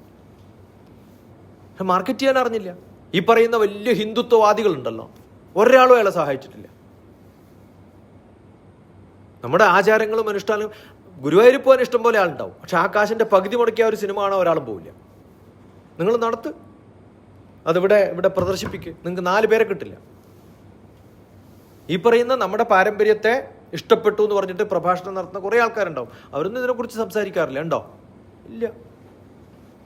ഏറ്റവും നല്ല പുസ്തകം എഴുതിയ ആളുടെ ആണോ ഫേമസ് ആവുന്നത്? അല്ല. കേരളത്തിൽ എഴുത്തുകാരന് ഫേമസ് ആവണമെങ്കിൽ എന്ത് വേണം? ആരൊക്കെയാണ് ലൈബ്രറി നടത്തുന്ന പാർട്ടിക്കാരെന്ന് കണ്ടുപിടിക്കുക. മനസ്സിലാവുണ്ടോ? ആ ലൈബ്രറി ഒരാളുടെ കയ്യിലാണ്, ഒരു പാർട്ടിക്കാരുടെ കയ്യിലാണ്. അങ്ങനെ 500 ലൈബ്രറികളിൽ എൻ്റെ ബുക്ക് 2 വീതം വിൽക്കാൻ പറ്റി 1000 കോപ്പി വിൽക്കാൻ ഒറ്റ ദിവസം കൊണ്ട് പറ്റുമല്ലോ, ഓർഡർ കിട്ടില്ല ഒറ്റ ദിവസം. അങ്ങനെ 1000 കോപ്പി വിൽക്കാൻ പറ്റിയാൽ ഞാൻ പ്രിന്റ് ചെയ്ത കാശ് എനിക്ക് കിട്ടി, ഞാൻ ഫേമസ് ആയി. എല്ലാ സ്ഥലത്തും ഉണ്ട്, ഇത്രയും ബുക്ക് കോപ്പി വിറ്റു. നമ്മൾ എത്ര നല്ല പുസ്തകം എഴുതിയാലും മേടിക്കാൻ ആളുണ്ടാവില്ല, ഉറപ്പാണ്. കാരണം നമ്മൾ ആ പാർട്ടിയിൽ പെട്ടിട്ടുള്ള ആളല്ല എന്നുള്ളതുകൊണ്ടാണ്. മനസ്സിലാവുണ്ടോ? അപ്പോൾ അതിൽ നിങ്ങൾക്ക് ദുഃഖമുണ്ടോ ചോദിച്ചാൽ ദുഃഖമുണ്ടായിട്ടല്ല പറഞ്ഞത്. ഇപ്പോൾ ഈ ഒരു കാര്യം പറഞ്ഞതുകൊണ്ട് ഞാൻ പറഞ്ഞതാണ്. നമ്മൾ ചിലപ്പോൾ ഒരു സ്ഥലത്തെത്തിയാൽ രക്ഷപ്പെട്ടു, അതിവിടെ എത്തിയാൽ രക്ഷപ്പെട്ടു എന്ന് ഉറപ്പുണ്ടോ? അവിടെ എത്തിയിട്ട് അങ്ങനെ രക്ഷപ്പെട്ട് മുകളിൽ പോയിട്ട് ഡും എന്ന് പറഞ്ഞ് താഴെ വീണ് എത്രയോ പേരുണ്ട്. ഇതൊക്കെയാണ് ലോകം എന്ന് പറഞ്ഞ് കെട്ടിപ്പടുത്ത് അങ്ങേ അറ്റത്തെത്തി അവസാനം ഒരു കേസിൽ പെട്ടിട്ട് പോയാൽ എല്ലാം തീർന്നില്ലേ? അപ്പം നമുക്കുള്ളത് എനിക്ക് ചെയ്യാൻ പറ്റുന്ന കാര്യം ഞാൻ ചെയ്യുന്നു, അത്രയൊക്കെ നമ്മൾ കരുതിയാൽ മതി. അതിനപ്പുറം വലിയ ആഗ്രഹങ്ങൾ, എത്രയോ പൂക്കളുണ്ട് ഇല്ലേ? എല്ലാ പൂക്കളും നിങ്ങൾ പറിച്ചിട്ട് ദേവന് സമർപ്പിക്കാറുണ്ടോ? ഉണ്ടോ? അതിലേതോ ഒന്നല്ലേ? ഇതിനേക്കാളും ഭംഗിയുള്ള പൂക്കൾ ആരും കാണാതെ എത്രയോ കാടുകളിൽ കിടക്കുന്നുണ്ട് ഇല്ലേ? അത് ആ പൂവിൻ്റെ ദുർഗതി കൊണ്ടാണോ? അല്ല, അതിവിടെ വളർന്നു എന്നുള്ളതുകൊണ്ടാണ്. നമ്മളിപ്പോൾ ഇങ്ങനെ ഇരുന്ന് സംസാരിക്കുന്നത് എന്തുകൊണ്ടാണ്? നമ്മൾ ഭാരതത്തിൽ ജനിച്ചതുകൊണ്ടല്ലേ. നമ്മൾ ഉക്രൈനിലാണെങ്കിൽ എന്തായിരിക്കും ഇപ്പം നമ്മുടെ ഗതി? നമ്മളേതോ ഗുഹയുടെ ഉള്ളിൽ എപ്പോഴാ ബോംബ് വരിക എന്ന് കാത്തിരിക്കുന്നവരായിരിക്കില്ലേ? ഭക്ഷണം എപ്പോഴാണ് കിട്ടുക എന്ന് കാത്തിരിക്കില്ലേ? എനിക്കറിയുന്ന പ്രൊഫസർമാരുണ്ട്, വളരെ എസ്റ്റാബ്ലിഷ്ഡ് ആയിട്ട് ഞങ്ങൾ കോൺഫറൻസുകളിലൊക്കെ കൂടെ സംസാരിച്ച പ്രൊഫസർമാർ ഉക്രൈൻ വാർ കഴിഞ്ഞപ്പോൾ ഒരു കണക്ഷനും ഇല്ല. എന്നിട്ട് ഒരു ദിവസം വിളിച്ചു പറയാം, ഞങ്ങൾ കുറേ കാലമായിട്ട് ഞങ്ങൾ ഗുഹയുടെ ഉള്ളിലാണ്, അവിടെ നിന്ന് എപ്പോഴാണ് പുറത്തു വരിക എന്ന് പറയാൻ പറ്റാത്ത അവസ്ഥയിലാണ് നമ്മളിപ്പോൾ ജീവിക്കുന്നത്. നമ്മൾ എന്താ പറയുക അവരോട്? അവർ കഴിവില്ലാത്തതുകൊണ്ടാണോ? അത് വിധി. മനസ്സിലായോ? നമ്മളൊക്കെ എത്രയോ ഭാഗ്യവാന്മാരാന്ന് ആലോചിച്ചു. അറ്റ്ലീസ്റ്റ് ഇങ്ങനെ സംസാരിക്കാനെങ്കിലും പറ്റുന്നുണ്ടല്ലോ. അതുകൊണ്ട് എനിക്ക് ചെയ്യാൻ പറ്റുന്ന ചില കാര്യങ്ങൾ ഞാൻ ചെയ്യുന്നു. ഞാനിവിടെ ജനിച്ചു പോയി, ഞാനിവിടെ വളർന്നു പോയി, അതുകൊണ്ട് അത് അയ്യോ കഷ്ടത്തിലാണെന്നല്ല വിചാരിക്കേണ്ടത്. ആ പൊസിഷനിൽ എനിക്ക് എന്ത് ചെയ്യാൻ പറ്റുമെന്ന് ആലോചിക്കുമ്പോഴാണ് നമ്മുടെ കഴിവുകളൊക്കെ എനിക്ക് അമിതാഭ് ബച്ചൻ്റെ ഹൈറ്റ് ഉണ്ടായാലും ഞാൻ വളരെ പ്രസിദ്ധനായിരുന്നു വെച്ചിട്ട് വല്ല കാര്യമുണ്ടോ? എനിക്ക് ആ ഹൈറ്റ് ഇല്ല, എന്താ ചെയ്യുക? ഷാരൂഖ് ഖാനെ പോലെ ടെമ്മി ഇല്ല എന്ന് വെച്ചിട്ട് എനിക്ക് ദുഃഖിക്കേണ്ട കാര്യമൊന്നുമില്ല. എൻ്റെ ടെമ്മി വെച്ചിട്ട് എനിക്ക് എന്ത് ചെയ്യാൻ പറ്റും? എൻ്റെ ഹൈറ്റ് വെച്ചിട്ട് എനിക്ക് എന്ത് ചെയ്യാൻ പറ്റും? ഞാൻ ആലോചിക്കുക. ഈ ഹൈറ്റൊന്നും ഇല്ലാത്ത കുഞ്ഞുണ്ണി മാഷ് പ്രസിദ്ധനല്ലേ? ഇപ്പോൾ ഹൈറ്റാണോ പ്രസിദ്ധി? അല്ല. ഡാൻസ് ചെയ്യാനുള്ള കഴിവാണോ പ്രസിദ്ധി? അങ്ങനെ ഇപ്പോൾ മമ്മൂട്ടിക്ക് പ്രസിദ്ധി പാടില്ലല്ലോ, ഡാൻസ് ചെയ്യാൻ അറിയില്ലല്ലോ. അപ്പോൾ ഒരു കാര്യം കാണുമ്പോൾ ഇതായാൽ എനിക്ക് രക്ഷപ്പെടാമെന്ന് വിചാരിക്കുന്നതിൽ അർത്ഥമൊന്നുമില്ല. അത് പഠിച്ചാലേ രക്ഷപ്പെടുള്ളൂ എന്ന് പറയാൻ പറ്റുമോ? ഡാൻസ് ഇല്ലാണ്ട് സിനിമ അഭിനയിക്കാൻ പറ്റില്ല എന്ന് വിചാരിച്ചിട്ട് ഡാൻസ് നല്ലോണം പഠിച്ചിട്ടുള്ള വിനീതും അതിനേക്കാളും മസലായിട്ട് പഠിച്ചിട്ടുള്ള കമലഹാസനേക്കാളും പ്രസിദ്ധനാണ് ചിലപ്പോൾ അതൊന്നും പഠിക്കാത്ത പലരും ആണല്ലോ. അപ്പോൾ ഇതൊന്നുമല്ല, നമ്മൾ പഠിച്ചതല്ല, നമ്മുടെ അറിവല്ല, നമ്മുടെ ഭാഗ്യത്തിനെ കാത്തു നിൽക്കേണ്ട കാര്യമില്ല. വരികയാണെങ്കിൽ വരും, ഇത്ര തന്നെ. ഏതായാലും കുറച്ച് കാലം ജീവിക്കണം, ഇത്രയല്ലേ വേണ്ടു. അതിൽ കുറേ സമയം ഉറങ്ങിക്കളയും. 60 വർഷം ജീവിക്കുന്നതിൽ അല്ലേ, 60 വർഷം ജീവിക്കുമ്പോൾ 20 വർഷം സുഖമായിട്ട് ഉറങ്ങാൻ പറ്റുന്നുണ്ടോ? 1/3 ഭാഗം. വലിയ ഭാഗ്യവാന്മാരാ ഇല്ലേ? ബാക്കി 40 വർഷമല്ലേ നമ്മൾ ജീവിക്കുന്നുള്ളൂ ശരിക്കും പറഞ്ഞാൽ. ആ 40 വർഷത്തിൽ ജീവിക്കാൻ വേണ്ടി പഠിക്കുന്ന കുറേ കാര്യങ്ങളൊക്കെ പാരൻസിൻ്റെ സപ്പോർട്ടും സമൂഹത്തിൻ്റെ സപ്പോർട്ടും ഒക്കെ കൂടിയിട്ട് നമ്മളൊരു 5-8 കൊല്ലം കഴിയുമല്ലോ. വയസ്സിൽ 16 കൊല്ലാണെങ്കിലും 5-8 കൊല്ലം പഠിക്കാനെങ്കിലും ഉപയോഗിക്കുന്നവരുണ്ടാവുമെന്നാണ് പറയുന്നത്. ആ സമയം നമ്മൾ സൂഹിക്കുന്നുണ്ട്. പിന്നീടുള്ള എത്ര 32 കൊല്ലാണ്. ഇല്ല നമുക്കായൊരു സന്ധ്യരാപ്പാതിയല്ലാതെ മറ്റൊന്നുമില്ലെന്നിരിക്കവേ അർത്ഥം കൊടുത്തു ഒലിപ്പിച്ചെടുക്കണം. ഉള്ള സമയം എങ്ങനെയെങ്കിലും നന്നായിട്ട് നമുക്ക് ഉപയോഗിക്കാൻ പറ്റിയാൽ, അതുകൊണ്ട് വലിയ ബുദ്ധിമുട്ടുള്ള കാര്യമൊന്നുമല്ല ജീവിതം. വലിയ ബുദ്ധിമുട്ടാണ്, ഇതങ്ങനെയാണ് ഇതെങ്ങനെയാണെന്നൊക്കെ ആലോചിച്ചിട്ട് സമയം കളയുന്നതാണ് ഏറ്റവും വലിയ ബുദ്ധിമോശം. അത് ബുദ്ധിമുട്ടല്ല, ബുദ്ധിമോശമാണ്. ബുദ്ധിമുട്ടല്ല കൂടുതൽ, മനുഷ്യന്മാർക്ക് എന്താ കൂടുതൽ? ബുദ്ധിമോശമാണ്. അതുകൊണ്ട് ഉള്ള സമയം ആലോചിച്ചുകൊണ്ട് think think think think and become തങ്ക് എന്ന് പറയും. തങ്ക് എന്ന് പറഞ്ഞാൽ ക്ഷീണം എന്നർത്ഥം ഹിന്ദിയിൽ. Think think think and become തങ്ക്. എന്താ ചെയ്തതെന്ന് വെച്ചാൽ ആലോചിച്ചുകൊണ്ടിരിക്കണം. ഒരിക്കലും കാര്യമില്ല. ആലോചിച്ച ഉടനെ ആക്ടിവിറ്റി. ചോദ്യം ചോദിക്കണം തോന്നിക്കഴിഞ്ഞാൽ തുറക്ക ചോദിക്കാം. പോണാൽ പോകട്ടും, അത് റിലവൻ്റ് അല്ല. എന്തിപ്പോൾ കുഴപ്പം? Immediate action, don't waste time. കുറേ ആൾക്കാർ അനാവശ്യമായിട്ട് സമയം കളയാണ്. കുനിഷ്ട്, കുബുദ്ധി, പരിഭവം, പരിഹാസം, ഇതൊക്കെയാണ് നമ്മുടെ ജീവിതം. അയാൾ എന്നോട് പറഞ്ഞില്ല, അതിങ്ങനെ പറഞ്ഞില്ല, ഇങ്ങനെയാണ് ഞാൻ എക്സ്പെക്ട് ചെയ്തത്, അത് ചെയ്തില്ല, ഇത് ചെയ്തില്ല, അയാൾ ചെയ്തില്ല, എനിക്കെൻ്റെ കാര്യം, നിങ്ങൾ നിൽക്കുന്ന കാര്യം, അങ്ങനെ പറയാൻ പറ്റണം. എത്ര ബന്ധമുണ്ടായാലും. അല്ലെങ്കിൽ ഇത് ജീവിതം ബോറടിക്കുകയാണ്. നിങ്ങൾ കുറച്ച് സമയം ആഘോഷിക്കും, അതിനേക്കാളും കൂടുതൽ ദുഃഖിക്കും അല്ലേ? കുറച്ച് സമയം ആഘോഷിക്കുള്ളൂ. നിങ്ങളൊരു ട്രിപ്പിന് പോകാൻ പോകുന്നു, എവിടെ പോകണം? അവിടെ പോയിട്ട് എന്തോ ഒരു ഭഗവാനെ കാണാനാണ് പോകുന്നത്. ആ 2 മിനിറ്റ് നിൽക്കില്ല, 1 മിനിറ്റ് അവിടെ കാണാൻ വേണ്ടിയിട്ട് നിങ്ങൾ 24 മണിക്കൂറാണ് കഷ്ടപ്പെട്ട് യാത്ര ചെയ്യുന്നത്. ഈ സ്റ്റുപ്പിഡിറ്റി ആക്ച്വലി. ഭക്ഷണം ഉണ്ടാക്കാൻ വേണ്ടി 2 മണിക്കൂർ അത് കഴിക്കുന്നത് വേഗം കഴിച്ചിട്ട് പോകാൻ പറയും. അങ്ങനെ പറയാറില്ലേ അച്ഛനും അമ്മയും? ഉണ്ടോ ഇല്ലയോ? എത്ര മിനിറ്റ് എടുക്കാം ഭക്ഷണം കഴിക്കാൻ? 10 മിനിറ്റ് അധികരിക്കും, ആണോ അല്ലയോ? അമ്മ 2 മണിക്കൂർ പണിയെടുത്തത് 10 മിനിറ്റ് കൊണ്ട് തീർക്കണം. തിരിച്ചല്ലേ വേണ്ടത്? ആണോ അല്ലയോ? ഫലം നമ്മൾ ആസ്വദിച്ചിട്ട് കഴിക്കല്ലേ വേണ്ടത്? ആസ്വദിച്ച് പതുക്കെ മക്കൾ കഴിക്കട്ടോ എന്ന് പറയാറുണ്ട് എപ്പോഴെങ്കിലും? ഞാൻ ചോദിക്കുന്നത്, വളരെ ആസ്വദിച്ച് പതുക്കെ അല്ലേ, കുറേ സമയം ഇരുന്ന് സന്തോഷിച്ച് കഴിക്കൂ എന്നല്ലേ പറയേണ്ടത്? ആണോ അല്ലയോ? അതല്ല നമ്മൾ ചെയ്യാറ്. മനസ്സിലാവുന്നുണ്ടോ? ഒരിടത്തിനും സമയമില്ല, കുളിക്കാൻ പോലും സമയമില്ല. എന്ത് ധൃതി പിടിച്ച് ഓടിപ്പോയി കുളിച്ചിട്ട് വരും. എന്നിട്ട് എന്താ ചെയ്യണ? വലിയ കാര്യം ചെയ്യണോ? Enjoy your bath. കുളിക്കുമ്പോൾ ശരിക്കും എൻജോയ് ചെയ്യുന്നേ. വെള്ളത്തിന് ദാരിദ്ര്യമുണ്ടോ? ഉണ്ടെങ്കിൽ വെള്ളമുള്ള സ്ഥലത്ത് പോയിട്ട് കുളിക്കുക ഇടയ്ക്കെങ്കിലും, ഒരാഴ്ചയിലെങ്കിലും ഒരു പ്രാവശ്യം. ഇതെവിടത്തേക്കോ ഓടുകയാണ്. എവിടത്തേക്കോ ഓടുന്നത്? മരണത്തിലേക്ക്. So do what you can. അത് കൃത്യമായിട്ട് ഏറ്റെടുക്കുക, നടക്കുക, ചെയ്യുക, അതാണ് വേണ്ടത്. വലിയ ധൈര്യം വേണം. നിങ്ങൾ വിചാരിക്കുന്ന പോലെ ഒന്നുമല്ല. പ്രൈം മിനിസ്റ്ററുടെ ഓഫീസിൽ വർക്ക് ചെയ്യുന്ന സമയത്ത് ജോലി വേണ്ട എന്ന് പറഞ്ഞ്, മനസ്സിലാവുണ്ടോ, ഓട്ടോറിക്ഷ കയറിയിട്ട് പോകണമെങ്കിൽ വലിയ ധൈര്യം വേണം. Got it?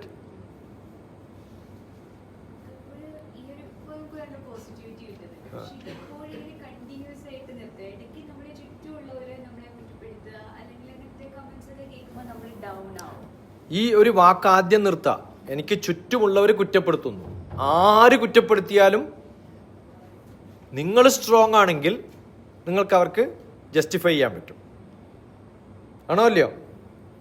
നിങ്ങൾക്ക് തന്നെ ഒരു ഡീപ്പായിട്ടുള്ള ഒരു തീരുമാനം ഇല്ലാത്തതുകൊണ്ടാണ് ബാക്കിയുള്ളവർ പറയുമ്പോൾ. മനസ്സിലാവുണ്ടോ?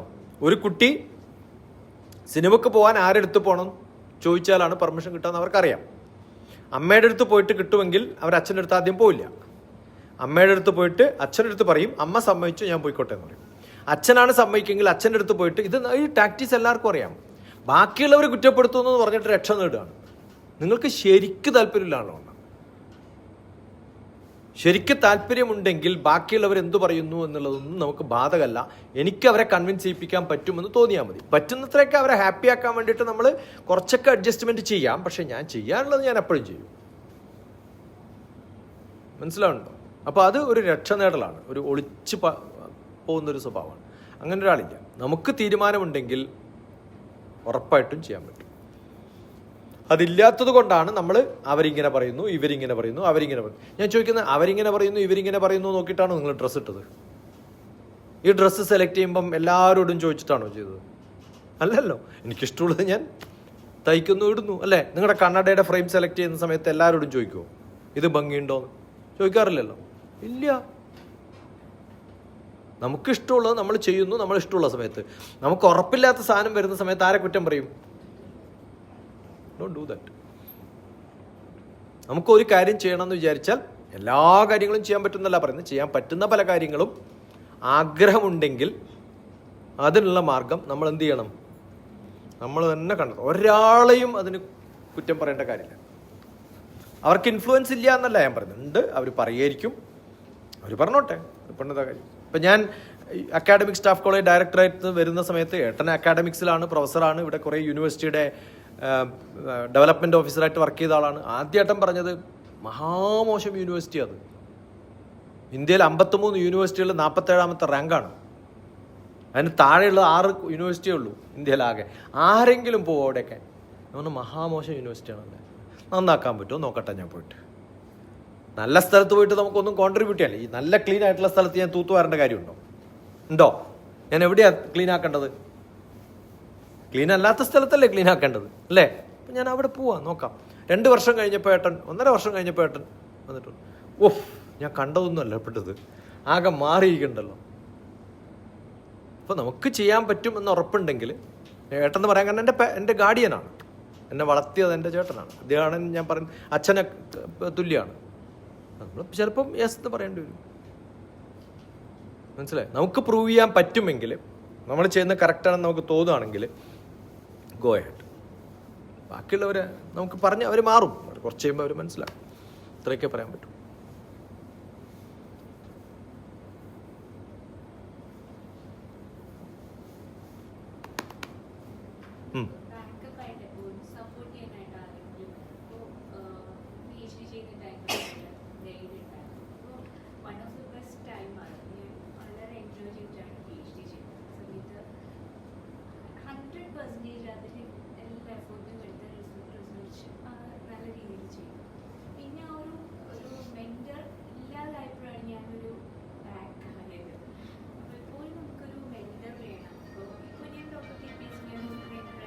അല്ല, നമ്മൾ ഇപ്പോൾ PhD ഒക്കെ ചെയ്യുമ്പോൾ എന്താ വെച്ചാൽ 2 വർഷം കഴിഞ്ഞ് വിട്ടുപോയാൽ ആ 2 വർഷം ചെയ്ത് യൂസ്ലെസ് ആയി.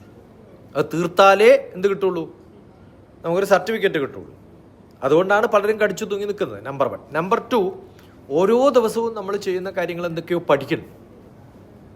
അപ്പം പഠിക്കാനാണ് ബേസിക്കലി താല്പര്യമെങ്കിൽ അവരൊരിക്കലും ഇടയിൽ വെച്ച് വിട്ടു പോവില്ല. കാരണം അതിൻ്റെ ഒരു അൾട്ടിമേറ്റ് ഗോൾ എന്ന് പറയുന്നത് അതാണ്. പിന്നെ ഒരു പാത്തിലൂടെ കൃത്യമായിട്ട് ഒരേ ഫോക്കസോടുകൂടി ആദ്യം തന്നെ തീരുമാനിച്ചിട്ടുള്ളവർ മാത്രമേ എവിടെ എത്തുള്ളൂ? PhDക്കൊക്കെ എത്തുള്ളൂ. ഇനി അതിനേക്കാളും നിങ്ങൾക്ക് എത്ര സമയം അദ്ദേഹം ഒരു ഗൈഡ് ചെലവഴിച്ചിട്ടുണ്ടോ അതിൻ്റെ റിസൾട്ട് അയാൾക്ക് കിട്ടിയിട്ടില്ലെങ്കിൽ നിങ്ങളെക്കാളും നഷ്ടം അയാൾക്കാണ്. ഇപ്പം ഞാനൊരു പ്രൊഫസറാണ്, എൻ്റെ കയ്യിൽ 2 പേര് ചേർന്നു, അയാൾ വിട്ടുപോയി.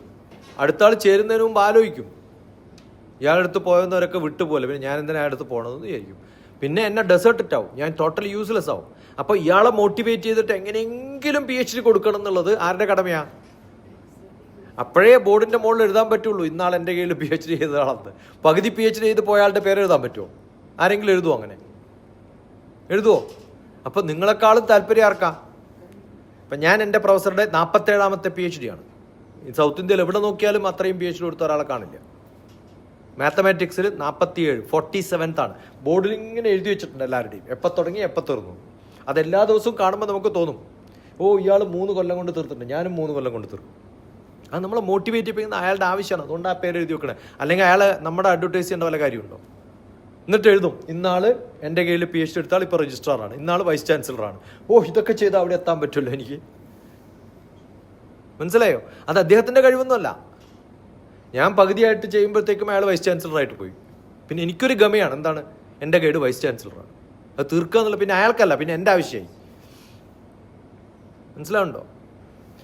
ഇത് എല്ലാവരുടെ ജീവിതത്തിൽ എപ്പോഴും നമ്മൾ ചെറിയ കുട്ടികളെ കൈപിടിച്ച് നടത്തിയിരുന്നു പറഞ്ഞിട്ട് എല്ലാപ്പോഴും എന്നെ കൈപിടിച്ചാലേ നടക്കുള്ളൂ എന്ന് പറയാൻ പറ്റുമോ? എപ്പോഴെങ്കിലും സ്വന്തം നടക്കണ്ടേ? ആണോ അല്ലയോ? എൻ്റെ അമ്മയുള്ള കാലത്തൊക്കെ ഞാൻ മകനാണ്.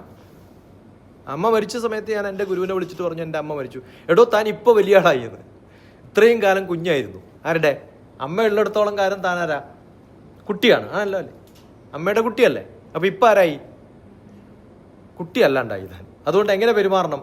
കുട്ടിയല്ലാത്ത വിധത്തിൽ പെരുമാറണം. തീർന്നു. എന്ത് നല്ലൊരു അഡ്വൈസാന്ന് നോക്കണേ. മനസ്സിലാവുണ്ടോ? അപ്പം അമ്മ പോയി എന്ന് പറഞ്ഞ് കരയേണ്ട കാര്യമില്ല. കാരണം എല്ലാവരുടെയും അമ്മ പോവും ഒരു കാലത്ത്, അല്ലേ? അപ്പോൾ അത് നമ്മൾ ഏറ്റെടുക്കുക എന്നുള്ള അറിയാം. എല്ലാ കാലത്തും ഒരാൾ പിടിച്ചു നടക്കണം, കൈ പിടിച്ച് നടക്കണം എന്ന് പറയാൻ പറ്റുമോ? പറ്റില്ല. നമ്മൾ ഇൻഡിപെൻഡൻ്റ് ആവണം. ഇനി അത് ചെയ്ത ഒരാൾക്കേ അത് ചെയ്യാൻ പറ്റുള്ളൂ ഒന്നുമില്ല. ഇപ്പം PhD ഗൈഡ് ചെയ്ത പണി തന്നെയാണ് അയാൾ ചെയ്തുകൊണ്ടിരിക്കുന്നത്. കറക്റ്റ്. നിങ്ങളിപ്പോൾ ചെയ്യാൻ പോകുന്ന അത് തന്നെയാണെങ്കിൽ നിങ്ങൾ എന്ത് ചെയ്യണം? നിങ്ങൾ ഗൈഡായിട്ട് കുറേ പേരെ PhD എടുക്കണം. അതല്ലേ വേണ്ടത്? Yes or no? സാധാരണ PhD കഴിഞ്ഞിട്ട് ഒരു ഡോക്ടറേറ്റ് കിട്ടിയ ആൾ എന്ത് ചെയ്യണം? അതിൻ്റെ കീഴിൽ കുറേ പേരെടുത്ത് അവരൊക്കെ ചെയ്യാം.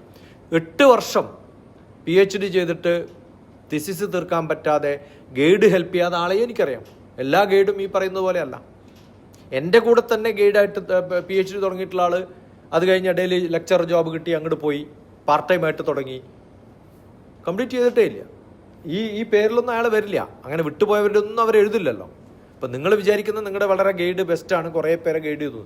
കുറേ കാലം എക്സ്പീരിയൻസ് ഉള്ള ഒരാളാണെങ്കിൽ അയാളുടെ കൂടെ നിന്ന് വിട്ടുപോയ ആൾക്കാർ ഈ തീർത്തതിനേക്കാളും കൂടുതലായിരിക്കും. ഈ 47 പേരെന്ന് പറഞ്ഞപ്പോൾ 47 പേര് തീർന്നതല്ലേ എഴുതിയിട്ടുള്ളൂ. 80 പേര് തീർക്കാണ്ട് പോയവരുടെ എഴുതുമോ അവിടെ? എൻ്റെ കഥ ആരെങ്കിലും പറയുമോ? പറയില്ല. അയാൾ ആരോടെങ്കിലും പറയുമോ? പറയില്ല. സക്സസ്ഫുൾ ആയിട്ടുള്ള കഥയെ നമ്മൾ കേൾക്കുന്നുള്ളൂ. എല്ലാവർക്കും മെൻറ്റർ ഉണ്ടായിട്ടൊന്നും ഉണ്ടാവില്ല. Mentor ഉള്ളവരുണ്ടാവും, mentor ഇല്ലാത്തവരുണ്ടാവും. ഇപ്പം മഹാത്മാഗാന്ധി ആക്കിയതാരാ? ആലോചിക്കണ്ടേ? മെൻറ്റർ വേണമെന്ന് പറയുമ്പോൾ ആലോചിക്കണ്ടേ? മഹാത്മാഗാന്ധി ആക്കിയതാരാ? അല്ല.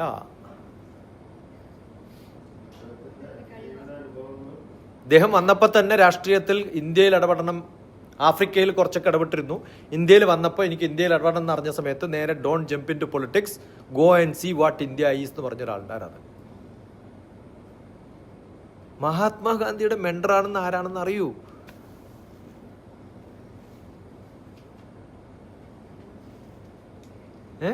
അതാ ഞാൻ പറയും, മഹാത്മാഗാന്ധി ഫേമസ് ആണ്, അയാളുടെ മെൻറ്റർ ആർക്കും അറിയില്ല. ഒരു വ്യക്തിയുണ്ട്, നിങ്ങൾ പോയിട്ട് ഭാരതത്തെ അറിയണം എന്ന് പറഞ്ഞു. വിവേകാനന്ദനാക്കിയതാരാ? എന്താ കാരണം? രാമകൃഷ്ണൻ നമ്മളാരും അറിയില്ല. വിവേകാനന്ദൻ അദ്ദേഹത്തിന്റെ പേര് പലപ്പോഴും പറഞ്ഞതുകൊണ്ടാണ്, അല്ലേ? മഹാത്മാഗാന്ധി അദ്ദേഹത്തിന്റെ പേര് ഇടയ്ക്കിടയ്ക്കേ പറഞ്ഞിട്ടുള്ളൂ, പിന്നെ പറഞ്ഞിട്ടില്ല. അതുകൊണ്ടാണ്.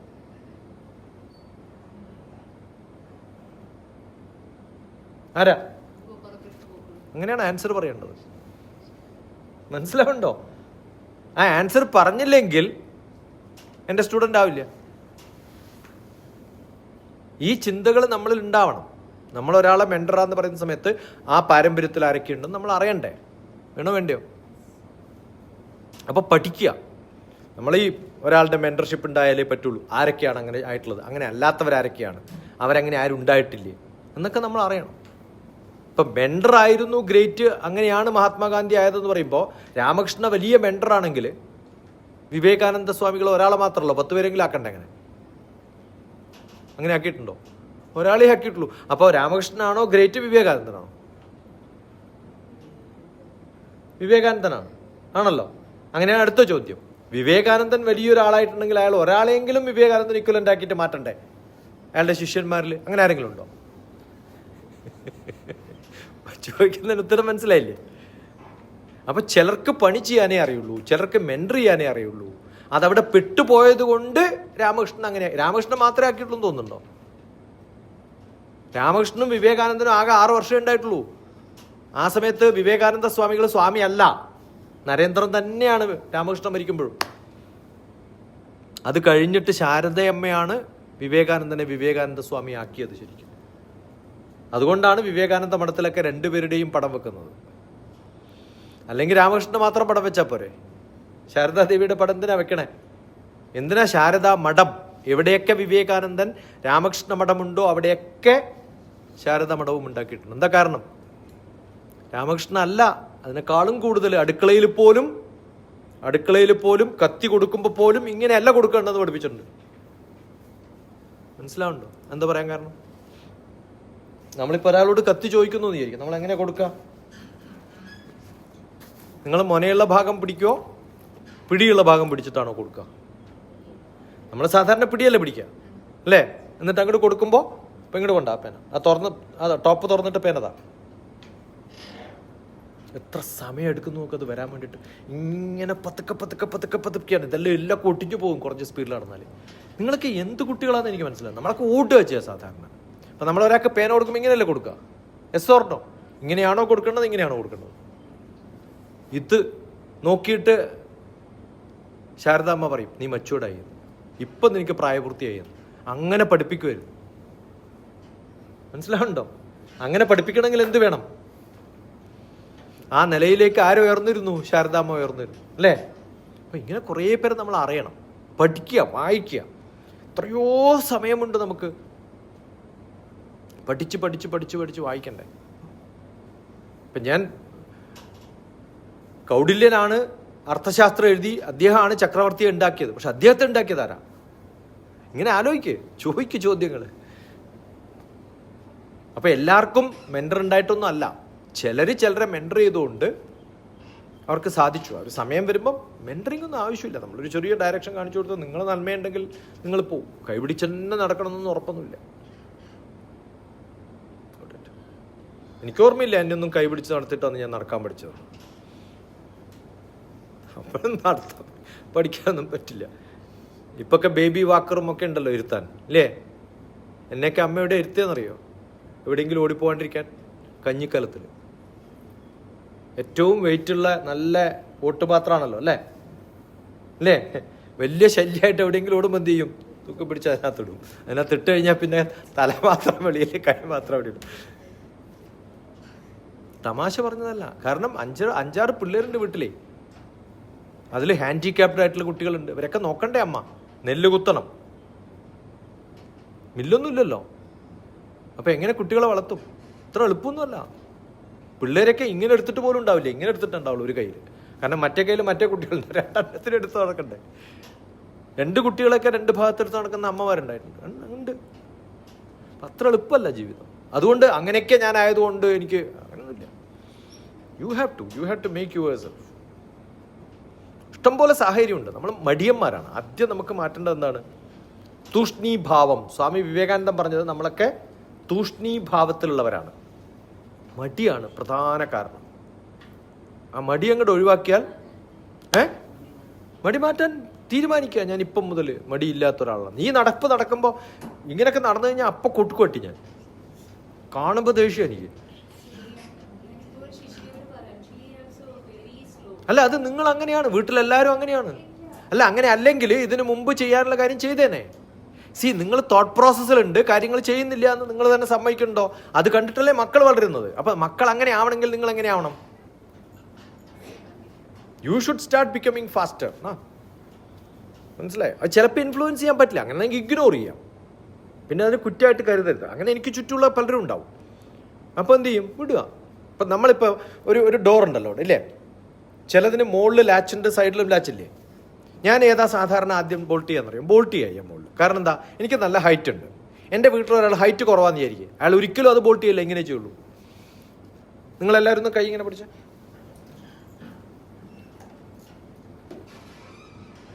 ഇല്ലേ?